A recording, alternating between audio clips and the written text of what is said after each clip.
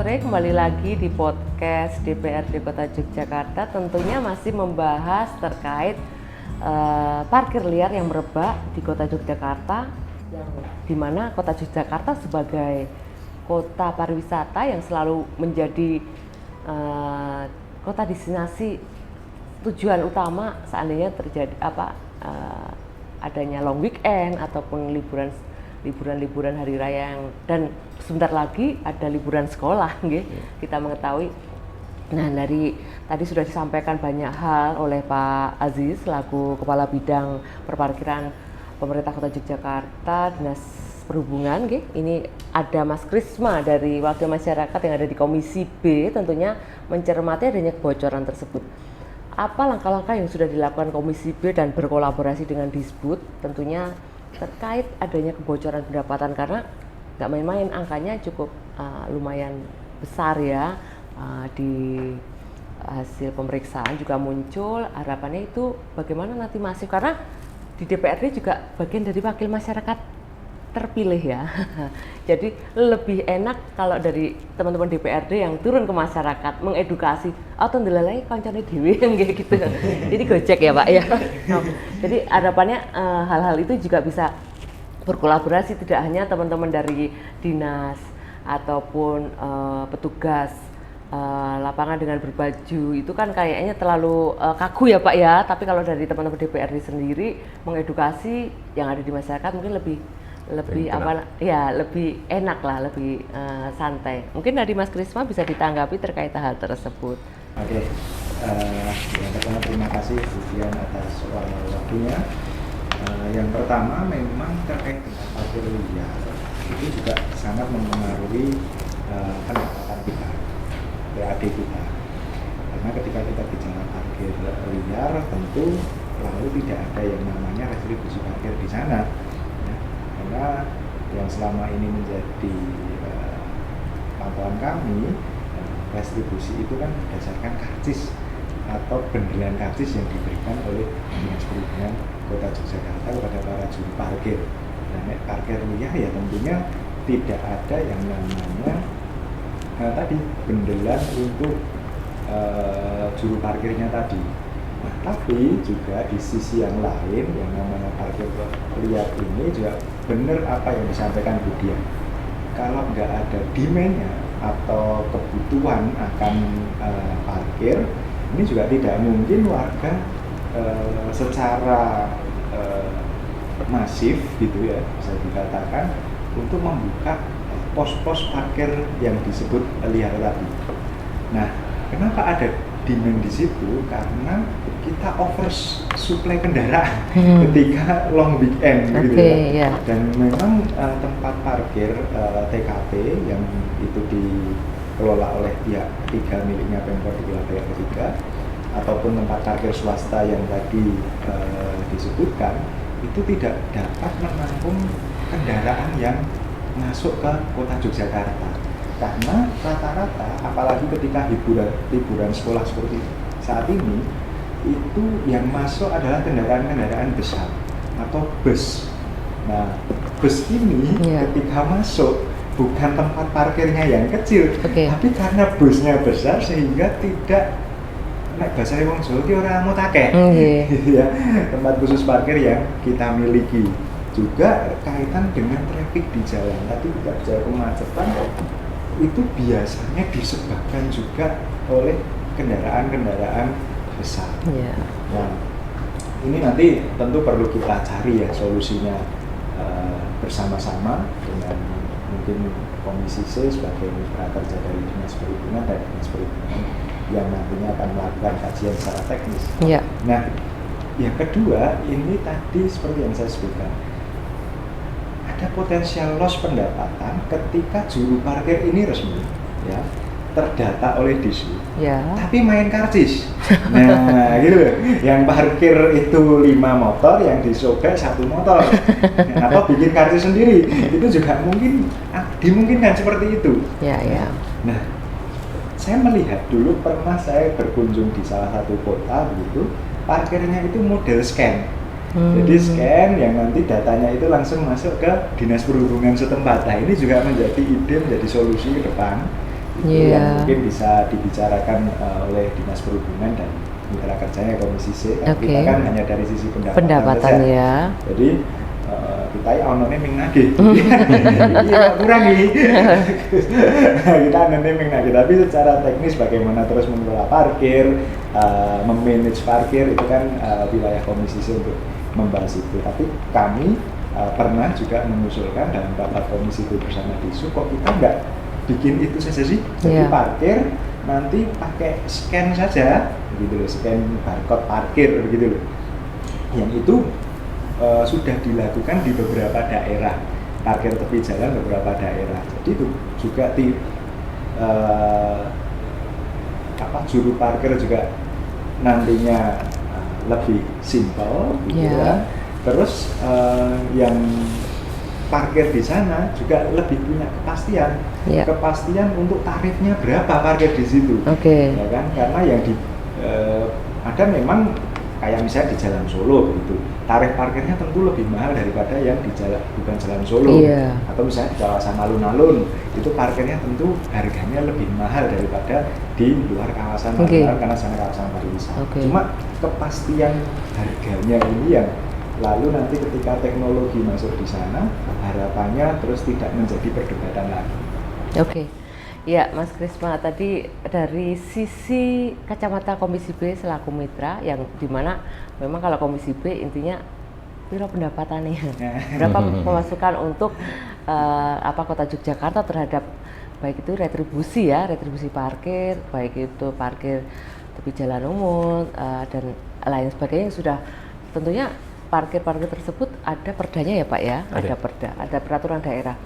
Tadi Pak Aziz sudah menyampaikan adanya beberapa tindakan tegas. Itu tindakan yang paling ekstrim apa Pak yang sudah dilakukan disebut Dinas Perhubungan, mohon maaf itu dan stakeholder yang ada terkait adanya nanti jukir itu melakukan hal yang ya tadi melanggar apa yang namanya peraturan yang ada.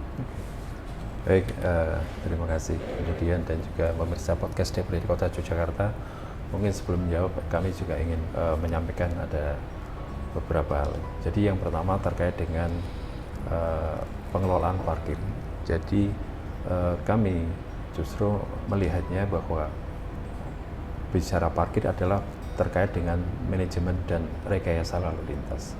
Bagaimana jalan-jalan yang ada di Kota Yogyakarta ini bisa lancar dan tidak ada kemacetan yang berarti. Sehingga kemudian pengaturan parkir itu adalah salah satu alat untuk memenuhi tujuan itu sebenarnya.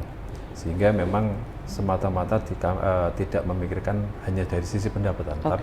Tapi kita memang concern ketika kemudian ada target pendapatan, kita lakukan upaya untuk memenuhi itu. Sehingga tidak kemudian kadang ada pertanyaan, misalnya begini, kenapa sih di Jalan Pasar Kembang tidak diizinkan saja? Seperti itu kan pertanyaan kan. Kalau diizinkan kan ada pendapatan.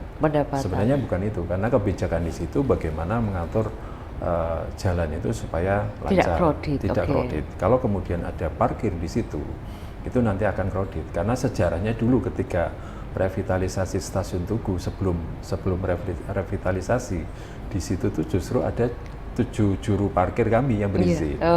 Sehingga kemudian ditata, kita lakukan sosialisasi dan pemahaman, dan mereka berganti pekerjaan. Kita sosialisasi selama 3 bulan, akhirnya mereka memahami, akhirnya kemudian steril lah dari parkir. Cuman memang kemudian timbul kembali. Kemudian terkait dengan apa yang sudah dilakukan Dinas Perhubungan beserta jajaran terkait, kalau sesuai dengan Perda nomor 2 tahun 2019 tentang perparkiran, itu dimungkinkan ketika juru parkir yang berizin melakukan pelanggaran, peringatan 1, 2, 3 dan pencabutan izin. Dan kami sudah melakukan pencabutan izin. Kemudian langkah kedua, kita melakukan tindak pidana ringan beserta jajaran dari Satpol PP, karena kan penindakan atau penegakan Perda ini kan peranannya di Satpol PP, sehingga kami menggandeng bagaimana melakukan penertiban secara bersama. Kemudian memang kalau kita bicara Perda, untuk denda administrasi itu bisa maksimal sampai dengan 50 juta. Kemudian kurungan maksimal 3 bulan. 3 bulan. Tetapi memang kita sampai dengan sekarang memang belum ada yang kemudian sampai dendanya Dikurung ya, Pak, maksimal gitu ya. Dan kurung gitu, tapi belum. Masih tipiring ya Pak ya? Ya. Kalau terkait dengan yang kaitan dengan tipiring, biasanya kemudian ketika kami koordinasi dengan jajaran Saber Pungli, itu Saber Pungli yang melakukan penindakan. Sehingga sempat kemudian ada salah satu pelaku parkir liar itu kena denda sekitar 1,5 juta. Gitu. Artinya tindakan-tindakan tegas untuk para juru parkir liar ya Pak ya, di Kota Yogyakarta sudah dilakukan secara masif juga ya Pak ya, karena memang tadi ini SDM ya Pak ya yang dikelola ya, bukan alat, bukan barang mati yang istilahnya bisa kita tekak-tekuk ya. Masalah sosial ya. Masalah sosial ya, tentunya pastinya ada perbedaan ekonomi tentunya ya Pak ya, antara pendapatan ekonomi, pemberdayaan ekonomi, apakah memang ada perbedaan Pak, juru parkir yang resmi milik yang sudah menjadi bagian dari Dinas Perhubungan dengan juru parkir liar Pak? Mungkin adanya perbedaan itu mungkin ya? Sebenarnya sepanjang dari disebut Dinas Perhubungan, mohon maaf, itu ngecek dan melihat ya yang ada di lapangan. Kalau juru parkir yang berizin, ini kan memang dia beraktivitasnya sudah lama. Misalnya kalau pegawai itu masa kerjanya sudah lama. Ada yang ketika kami undang juru parkir itu ke Dinas Perhubungan untuk melakukan pembinaan, ada salah satu juru parkir dan ini sampai sekarang masih aktivitas. Dia sudah 40 tahun jadi juru parkir. Artinya dia mungkin menurut kami dia memang fokus di profesi sebagai juru parkir dan dia sebagai pekerjaan. Artinya hak dan kewajiban dia taati. Tetapi kalau kita melihat dari para pelaku parkir yang tidak berizin, dia akan mengambil kesempatan. Bahkan mohon maaf, ada satu penggali jalan, juru parkir kami resmi, ketika long weekend diambil alih. Gitu. Dan nggak bisa apa-apa Pak? Dan nggak bisa apa-apa. Karena tadi masalah oknum dan itu rata-rata warga sekitar ya? Kurang lebih seperti itu. Intimidasi kita lakukan mediasi, kita lakukan pemahaman, alhamdulillah sampai sekarang sudah kembali. Sudah kembali ya Pak? Rekan kami. Ya memang kita mengetahui ya pemirsa podcast DPRD Kota Yogyakarta, parkir yang dulu mungkin menjadi sebuah pekerjaan yang kurang menarik ya, kurang prestis lah, tapi sekarang parkir sebagai rebutan karena merupakan lahan basah lah istilahnya gitu. Apalagi Kota Yogyakarta sebagai kota yang menjadi daya tarik para pariwisata domestik maupun mancanegara untuk hadir, untuk datang ke Kota Yogyakarta, sumber-sumber mana-mana saja yang bisa menjadikan tempat parkir itu bisa buat parkir, artinya kendaraan atau bis dan lain sebagainya itu bisa diupokarake atau dimanfaatkan gitu. Jadi mungkin kita jeda sejenak terkait hal yang sudah tadi disampaikan dari Pak Aziz dan Mas Krisma, bagaimana nantinya setelah ini kita membahas supaya nantinya meminimalisir apakah antisipasi langkah Pemkot menambah penampungan parkir atau bagaimana supaya nantinya itu, atau malah jukirnya itu yang jukir liar itu juga menjadi bagian dari juru parkir resmi pemerintah Kota Yogyakarta. Apakah itu juga bagian dari solusi? Nanti kita jeda sejenak untuk membahas hal tersebut. Terima kasih.